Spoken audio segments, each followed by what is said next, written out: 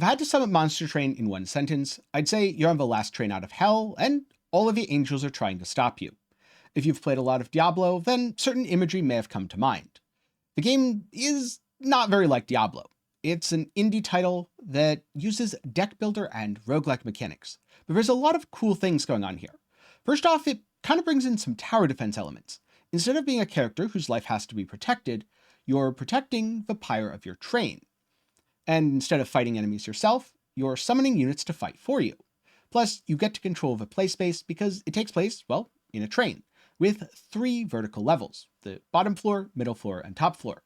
Furthermore, you don't just get cards from your class or random additions, you get to mix and match cards from 6 different clans and build a playstyle that suits you. Each one has its own mechanics, and you'll definitely get to customize your deck as you continue to play. So overall, Monster Train is a really fun game with a super cool concept, and I couldn't be happier to talk about it today. If you want to know more about the game, I'm going to be covering the clans in a separate video, along with providing some tips and tricks. So be sure to get subscribed, that way you won't miss those, and maybe leave a like while you're down there. But for now, let's get into things. So first up, let's get into the game's 6 factions just a little bit more. The Hellhorned are your typical demons from Hell. They specialize in mechanics like armor, multi-strike, allowing you to attack multiple times, and generally putting really strong bodies on the field. Plus, they have imps, small, agile, kind of throwaway. In terms of spells, expect, I'd say fire and brimstone, but really it's fire and we're all out of brimstone. Lots of direct damage, but not nearly as much defenses outside of armor.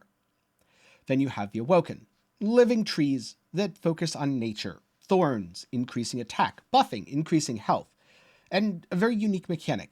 Certain awakened creatures gain additional life when summoned, and then trigger an effect based on being healed. If you're looking for a supporting faction and want to heal up your units, Awoken is the way to go. Next up, Stygian Guard. I'm not really sure if they're supposed to be merfolk or undersea monstrosities, but they kind of serve both. They're generally built around spellcasting, which means they gain access to incantation effects. When you incant, that means the creature's bonus is triggered by casting spells. So pair spellcasting with spellcasters and you've got a pretty good combo. Now, if you Awoken were the healing and buff class, then Umbra is just the buff class, since a lot of their creatures are what are called morsels. This is a special type of creature similar to tokens from Magic the Gathering, and morsels are made to be eaten. I'm not sure really how they taste, I'd guess disgusting, but if you don't mind the revolting taste, they're definitely going to make you stronger. I guess it's that old phrase, what doesn't kill you makes you stronger. Though, if you're the Melting Remnant, being killed is the best way to get stronger, because they reform their waxen soldiers over and over again. Many units from the Melting Remnant are far more cost efficient or more powerful than those of other factions, but come with the downside of burnout, which means after a certain number of turns they die. Luckily, this is an effect you can increase. Unluckily, because they tend to have lower health values in exchange for higher damage, they're often quite squishy, so use with caution. And last but not least, the Crystalline Wormkin exclusive to the Last Divinity DLC. They involve a mechanic whereby you use certain cards, you'll see the little purple crystally border on them, to stack up crystals on your floor. These crystals offer bonuses, such as reaping enemies, giving buffs, or potentially even an extract effect, allowing you to play powerful cards in exchange for weakening the crystal effect on the floor. When you begin a round, you pick from one of 2 leaders for your faction of choice, the regular and the exiled leader. So for example, with the Hellhorned Prince is the regular champion. He tends to be an in-your-face brawler with a lot of on-kill effects, or the Shardtail Queen, the Mistress of Imps, who is perfectly able to resummon more or use them as living bombs to destroy your foes. Each champion also comes with their own supporting spells. You then get to mix in a secondary faction, another clan, which gives access to additional supporting spells. Cards from both the primary and secondary clan will appear throughout your run, along with any clan-exclusive artifacts. And if you want to know more details about Monster Train's clans, do be sure to check out my Monster Train clan video. It's either coming out in the near future, or if it's already out, it'll be up in the card, and down below, you can watch it after this. Now to start, 5 random cards are added to your selection. You are able to pick 1 artifact, and you get to upgrade your champion. Each champion is offered 3 upgrade paths, with 3 ranks, usually the most potent effect being locked behind rank 3, and you can pick from 2, though after you select a path, that path will always be one of the available options for subsequent choices. From there, you get straight into battle as you go through the 9 rings of hell. Fight through waves of a faithful, followed by a boss. And how do you do battle? Well, with cards. Both you and your foes have access to a variety of cards, each of which trigger special abilities. You can kind of think of these as keywords. So for example, Frostbite and Reap debuff enemies, causing things to take damage. Whereas melee weakness or spell weakness debuffs an enemy or ally, causing them to take damage from a specific effect. If you want to avoid taking damage, maybe try armor that mitigates a certain amount. Think of it like temporary health, or damage shield that straight up just renders you immune. And if you've taken a bunch of damage and need to heal up, consider regenerating. There's also a variety of statuses like Quick, which allows a unit to strike first, Endless, which causes the unit to go on the top of your deck when killed, or Multi-Strike, which gives an additional attack. Statuses are generally incredibly powerful and can honestly make or break the game, which is why it's generally better to have a few really strong units than a lot of really weak ones. Sort of. There are definitely certain clans and certain strategies that go for the opposite. Zerg stuff down and don't worry how many of your soldiers fall in battle.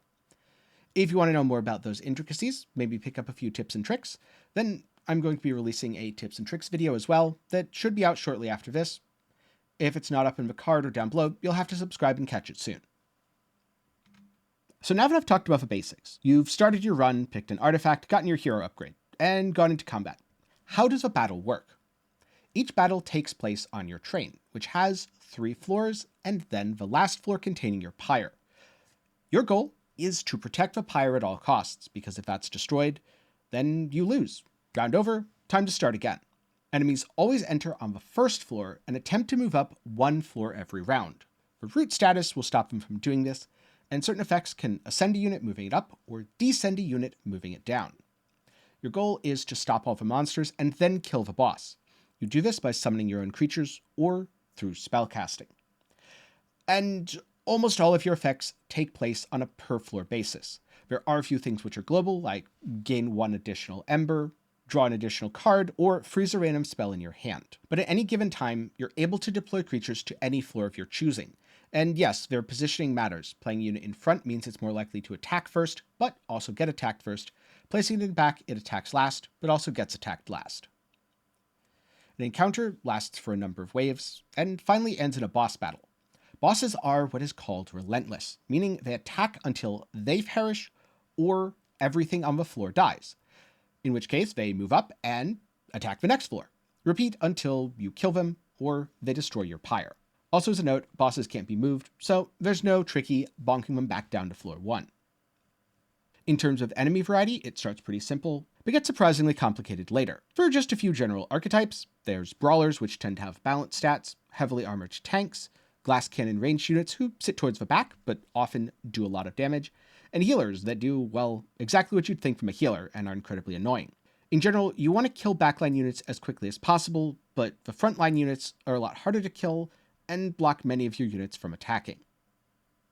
Some of the more advanced bosses also have unique mechanics that completely change up the battle. Defeating a boss rewards gold, rare cards, and special artifacts. When choosing from rewards, you're usually allowed to pick from one of 3 options. And the special artifacts after certain bosses are +1 ember per turn, +1 capacity on each floor, or +1 card drawn each turn. In general, I find that the +1 card drawn each turn isn't as helpful, but the other 2 are quite nice. And again, all 3 options do have their own unique applications. After the battle, there's a short break where you get to explore around the next ring. You can either go left or right and interact with a bunch of rewards or shops. So for example, the Unstable Vortex removes up to 2 cards, something that it's quite important to do. The Hell Vent duplicates a non-champion card. Pyre Remains recover Pyre Health, one of a few ways to heal in this roguelike. Banners allow you to draft a unit from that clan. Concealed Caverns are special events. Herzal's Hordes give an artifact. Forgotten Bones give 75 gold. Darkforge upgrades your champion, do not miss these. The Divine Temple allows you to accept shards, increasing the difficulty in exchange for upgrading spells, combining units, gaining golds, or much, much more. Accept this with caution, and consider that it's only part of the last Divinity DLC. And then, last but not least, there's merchants. 3 different types. One sells artifacts, they're gold. One upgrades units, they're red. And one upgrades spells, which is purple. All of them have a small fee to reroll, allowing up to 6 options to be purchased, and can be used to purge cards. If you make it to the end, congratulations. You've won the battle, but the war is of course eternal. And if you get here under special circumstances, after collecting 100 shards, you're able to challenge the last Divinity if you own the DLC. Who doesn't want to kill God? I mean, this isn't quite a JRPG, but it's still a good time. Completing runs allows you to either increase your win streak or your Covenant rank. Much like Slave of Spire's Ascension, this adds further challenge, including things like special modifiers, more dangerous enemies, or just bloat to your deck. Now, one thing I really like about Monster Train is it uses a very simple art style, which makes it easy to convey information, and every enemy is very unique and distinct. So are all of your units, which means you can tell the state of a board just at a glance. Now, there isn't much storytelling. It's mostly about building cool decks, dying over and over, and doing it again. But the intro does do a good job of setting the stage. So if you want to know what the lore of Monster Train is, check that out right now. Hell, our home. Frozen when heaven extinguished the pyre. But one spark is enough to reignite a revolution.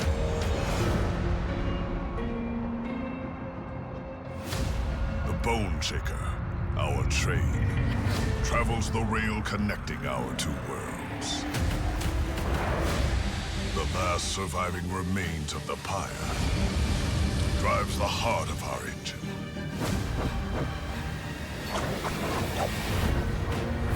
The gilded wing will stop at nothing to destroy it. But the champions of hell will defend what's ours. Because if we don't, there will be nothing left to defend.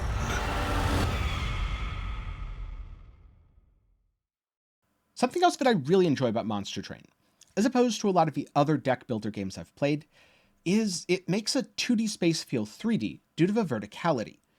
You have to deal with things front to back to front, and also up or down.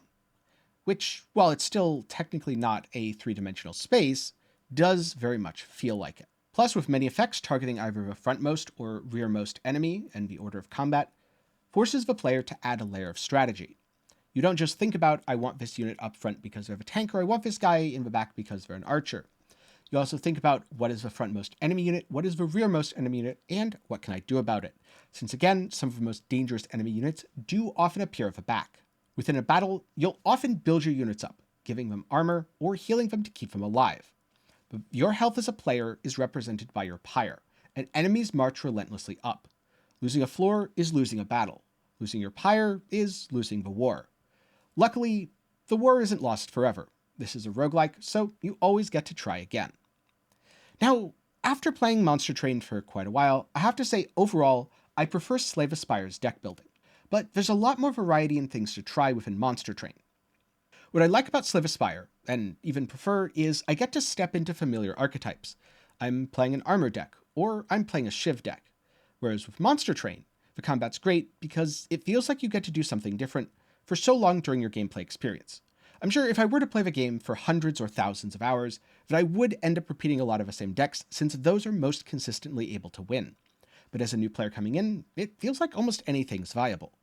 Plus, being able to upgrade your units of the various shops over time makes them feel more meaningful. It can be difficult to get what you need for certain strategies, and that's absolutely a downside if you invest into something early, or play, say, the Shardtail Queen, which requires imps and then don't actually get any imps. Overall, that can be frustrating, but I find more often than not, skill does triumph over RNG. And something else the game does a really good job of is giving you a sense that you're always moving forward, like a train headed towards the end of a line.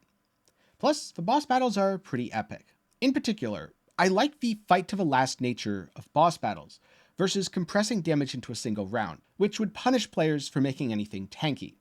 If a boss attacked once, you attacked once, and then it moved to the next floor, you'd need to go almost pure glass cannon, and I don't think that would have been healthy for the game. So good job to the devs for finding something that could have been a pain point and preempting it with good design. Though I do sometimes wish that the starting hands were better, especially on higher covenants. It feels quite bad to just fish for a good set of 5 starting cards and have to restart several times. Now I know technically you don't have to, you can just take it and go with it, but when I'm drawing 2 imps and I have no other imp synergy, it's definitely not going to be my favorite. That said, this feels like a very minor complaint in comparison to the rest of my experiences with the game, which are absolutely glowing. So if you enjoy roguelikes or deck builders, I can definitely recommend picking up Monster Train and the last Divinity DLC. The Wormkin faction's quite cool, the shards add a nice risk versus reward factor, and the boss battle at the end is positively awesome. And if you decide to hop in and you're looking for a fun recommendation of a clan to play around with, I suggest Awoken. They're one of the most versatile and one of the most powerful. Also, my favorite. Plus, if you think you're done with the game, well, you're not. There's daily challenges, a PvP mode, where you go through a timed run competing against another player, and community challenges, which is probably why I've spent so much time playing and feel like I've barely scratched the surface. And so now, to wrap things up, here are a few reviews. First up, this game pisses me off. I love it. Yep, that's pretty much the deck builder roguelite experience in a nutshell. Number 2. A month ago, I would have told you card games aren't my thing. Now I spend my time watching videos and looking up top 10 lists of games like Monster Train. I own several card games now. How dare you? Anyway, this game has highly polished visuals, excellent audio, and plenty of interesting relics to change up the game. The just one more run feeling is very strong in this game. Each clan is cool in their own right, and the various clan combinations are fun to explore. Give it a shot, I doubt you'll regret it. And personally, I doubt you'll regret it either. Even if card games aren't your thing, this does kind of grab you with the roguelike gameplay loop. Last but not least, you are a train conductor. You drive your steampunk, coal-driven engine through the depth of hell in a beautiful crafted 2D world, and catch monsters to train them. While you drive a train, do you get where this is going? Monster Train. Long story short, this is the best Pokemon clone I've ever played, 10 out of 10. I actually never thought about it as a Pokemon clone until I read this review, but it does kind of make sense, though where's my Master Ball to capture the last Divinity? And those are my thoughts on Monster Train, a game that's gotten over 16,000 reviews on Steam with an overwhelmingly positive rating. And for good reason. The game's genuinely fun with a lot of cool and innovative concepts. But now I'm curious, what other deck builders or roguelikes do you enjoy? Maybe leave some recommendations down below, and who knows, you could see them in a future video. Here are a few of my personal favorites, most of which I have videos on this channel about, so you can check them out after this if you're interested. Slave of Spire, it's a deck builder roguelike, and in a lot of ways it kind of kicked off the deck builder roguelike genre. On the other hand, Loop Hero is a deck builder that feels like it's somewhat inspired by idle games and traditional RPGs. I very much like the RPG elements, the idle elements, more of a pass for me, but overall, pretty cool. Hades, I mean, it's incredible. Supergiant does really well with everything they make, and I'm very much looking forward to Hades 2. And then Dreamscaper. Graphically and gameplay-wise, it's a little different, but if you like roguelikes with a bit of a psychological undertone, I'd definitely recommend checking it out. Or if you're looking for something a little more philosophical and rambly, maybe check out my video on roguelikes and replayability. Before I go, a special thanks to my patrons and channel members for their continued support. For as low as $1 a month, you can help make videos just like this one possible. With that said, thanks for watching, keep that engine burning, and I hope to see you again sometime soon.